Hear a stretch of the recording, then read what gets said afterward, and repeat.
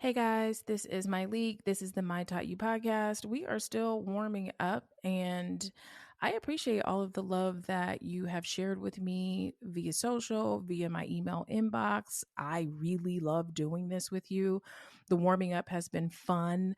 I find myself getting nervous sometimes, I find myself stumbling around, and that is what I want to do because I don't want to get into this mode where I feel like I got everything and that I don't have to warm up and I don't have to find my way after years off. And so, whatever it is that you decide you want to do, you want to start for the first time or return to, go ahead and warm up. Do what you have to do. So, today we are going to talk about 6 things that have been on my mind.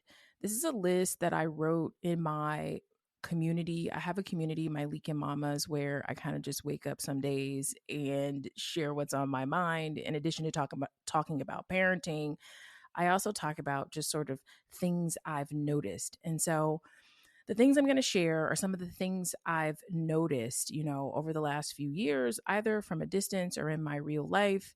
We'll go through these. And at the end of the podcast, I really do hope that you will tag me in something, shoot me a note, tell me what you think about some of these things, because I'd love to keep this conversation going. So we're not going to do a lot of build up today. We're just going to get right down to it. The first thing that I have noticed is people waiting in the wrong line. My leak, what are you talking about? So, you ever walk up to an event or a restaurant or something, and there's just a massive line, a concert, there's just a massive line, and you just kind of notice people just sort of flowing from the parking lot or flowing from the street, and they just kind of merge into the line. I noticed this when I went to the Beyonce concert. There were so many different lines and there were some empty lanes, too.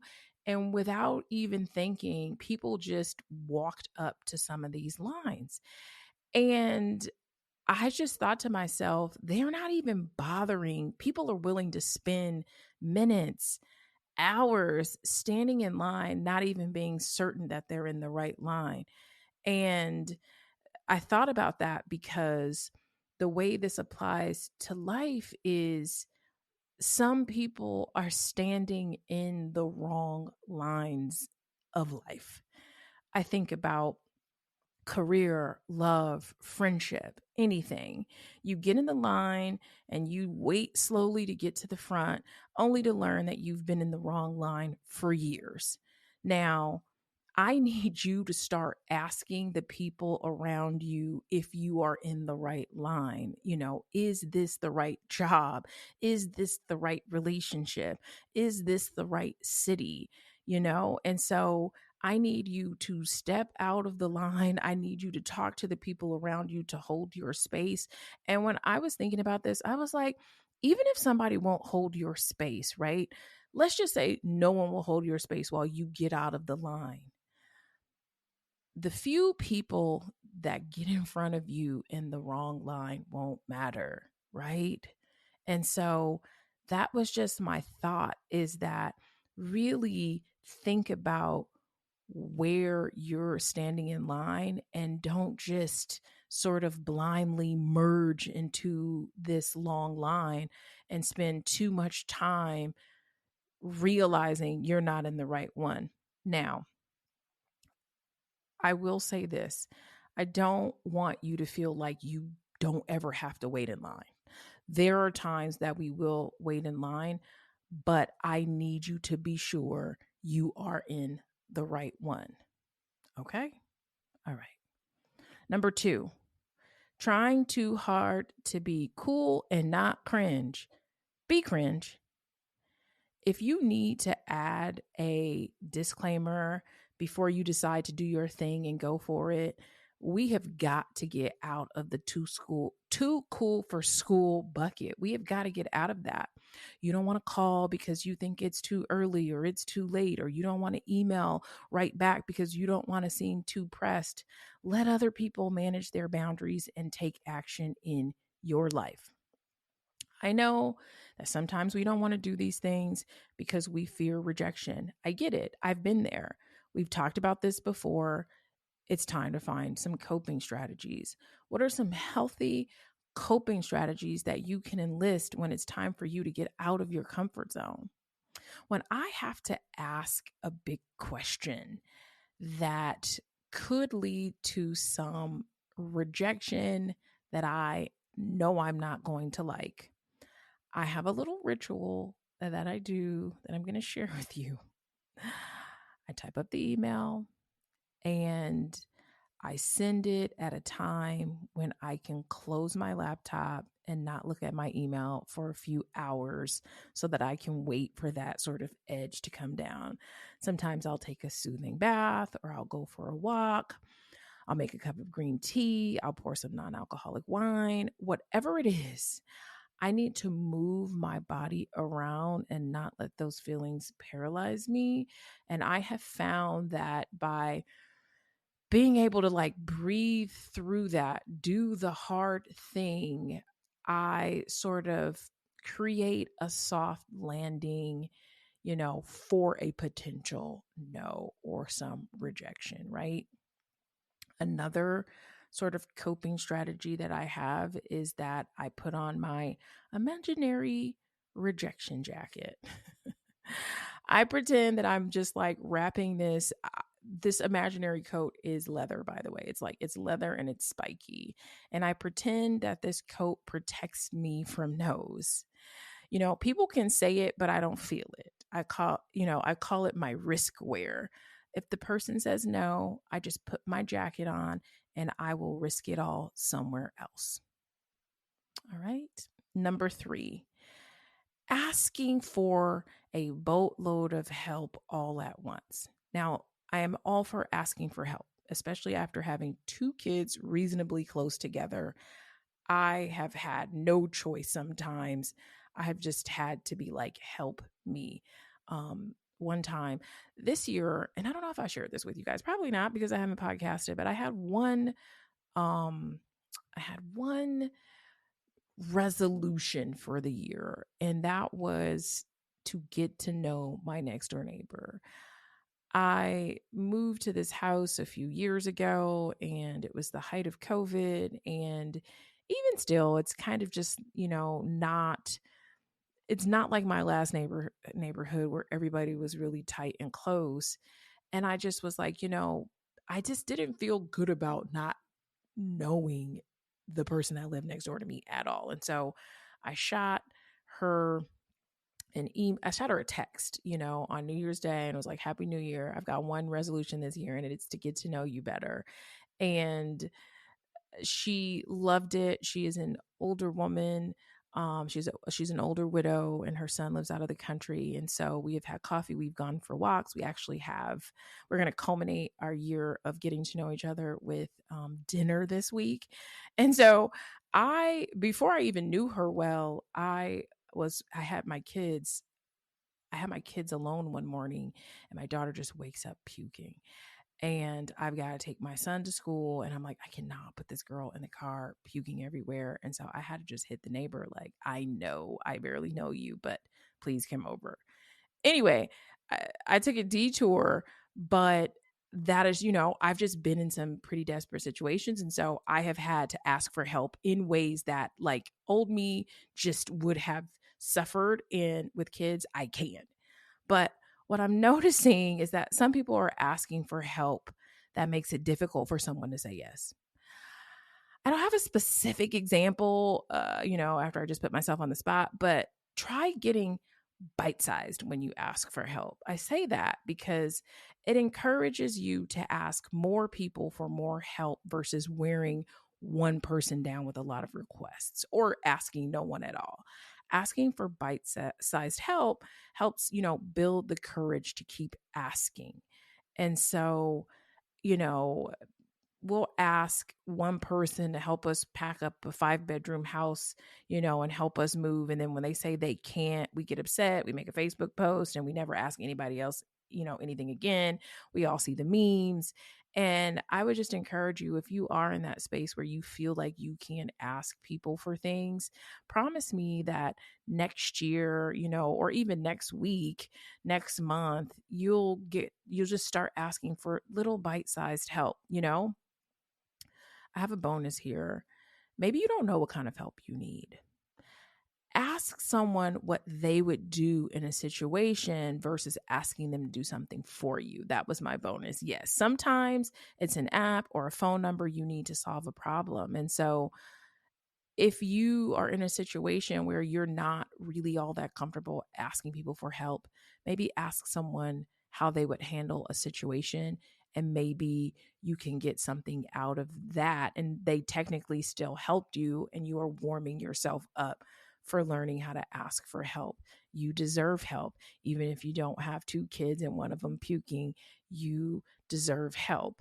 In the same way that you don't mind helping others, other people don't mind helping you. And I'm sharing this with you because this is all of the stuff I had to tell myself, after I had the kids. I'm just like, why are you having such a hard time asking people for help when you don't mind helping people? People don't mind helping you. Okay, number 4, trying to make it perfect first. This one is quick and simple because I can guarantee you that no matter how much time it takes or how much money you spend, it will not be perfect the first time. Ask me how I know. Because we experience so much of quote unquote final product in the world, we don't think to look back at the journey of a brand or the journey of a person or the journey of a product. So we try to put everything out as a final product. It's okay if what you're doing needs more work. Very few things that exist today are in the exact form they were when they started. Number 5, manage your feedback filter. I'm going to tell you a story, and I haven't done that in a while, a long, long, long, long time ago, because I don't want nobody calling me. I was asked to give my opinion on something. Not going to say what that something is. I did not think the thing I was asked to give feedback on was at its best, meaning it's not bad and it could stand to be a lot better. And I later learned that there was some offense taken. And that just makes me wonder why people ask for feedback when they know they're looking for support. And here's the thing, my feedback is not a fact, it's feedback. Collect feedback, analyze it to see if there are any common themes, and then make a decision. In business, some of my favorite feedback is negative feedback because I know at some point, someone somewhere is going to think the same thing. And there have been times I have a particular friend that I call when I want negative feedback or I want them to poke holes through it. Tell me what's wrong with this so that I can spend the time sort of, making it better. Or even if I'm not going to change it, because I have gotten some feedback that's like, no, thank you. I'm not changing anything, but at least I can prepare an answer, an FAQ for why something is the way it is and why it's not changing. We got here quick. Number 6, let people see you, the real you. The fastest way to get to the front of the line that I started this podcast with is to be the real you. So many people are so busy trying to be the same someone else as everyone else that they're falling into the boring zone, easy to replicate and hard to see. I can hear someone saying, but what if I don't know the real me? I think that's a great place to start. Question some of the things you do, the things you say. Is that even true? Is that still true? Do you say things like, I'm not a XYZ person. I am a this kind of person. I was thinking about how many people say they're introverts. And I'm starting to think, are there really this many introverts in the world, or is that just sort of like the statement when maybe your preference is to be alone, but you're just fine out and about. Maybe you are actually an extrovert that is socially awkward, or maybe isn't the best conversationalist. You know, maybe you get better once you've warmed up. But I really think we can do a better job of managing the labels we put on ourselves. And there are some labels that we could afford to take off, and some masks that we can take off that no longer suit you. Did I just say masks? Yes, I did. We put on masks to protect our true selves from emotional harm and lower self esteem. People can't reject you for who you really are if they didn't know you in the first place, right? Maybe you want to fit in, so you wear your overachieving mask. You want to gain acceptance and praise for doing things perfectly. Or maybe you wear a victim mask to blame the outside world and protect your self esteem, or your bully mask to keep people away. You could use your humor mask to keep people laughing at you since you're already laughing, to keep people from laughing at you since you're already laughing at yourself. There's the self bashing mask that can be used to put yourself down before someone else does. Or the controlling mask. That one's in the perfection bin. By controlling everything around you, it gives you a sense of security. You get where I'm going. The thought of taking these masks off and putting them on and taking them off and putting them on, depending on the setting, is tough, is exhausting. And I just want to add that I know that as people of color, sometimes the masks keep us safe. But it's important to evaluate your masks and determine which ones you use around which people.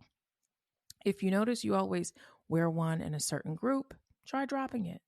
Put your rejection jacket on in case you need it, and see if these are your people. Everyone is not going to like you for who you are, and that's okay. That's not a sign for you to do something different to stay in this group. Becoming a mother has put me in a few new social groups, and the main thing that might connect us will be we either have children of the same age in the same neighborhood or at the same school. Maybe they're in the same class, you know. And for the first few years of entering these groups, I felt myself trying to form and fit into these different groups, and I was just exhausted and complaining about it daily. I don't know what took me so long to drop my wannabe mom that fits into this group mask, but I'm glad I finally dropped it. And now I show up as myself, and I know for a fact that sometimes I'm cringy. I know that. There are some things that I'm passionate about when it comes to my kids, and a lot of stuff that I'm just not. I can show up to this group without pretending to care about things that I don't.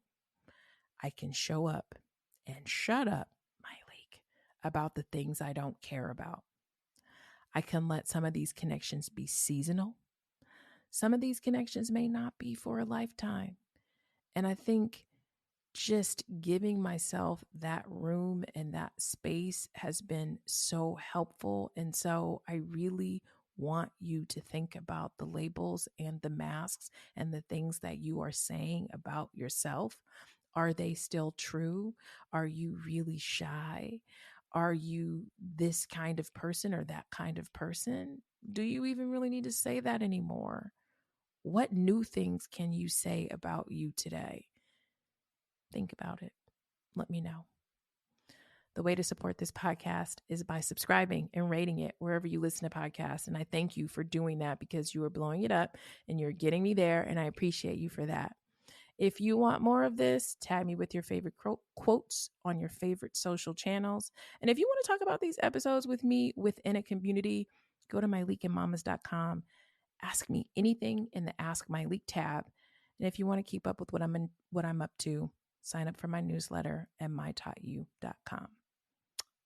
Email me too if you'd like to work through some things. My email is mytaughtyou@gmail.com. Thank you for continuing to warm up with me. I'm enjoying this. Like I said, still getting nervous, working through the kinks, enjoying all this new technology that didn't exist over a decade ago when I started. And so I will talk to you later. Bye.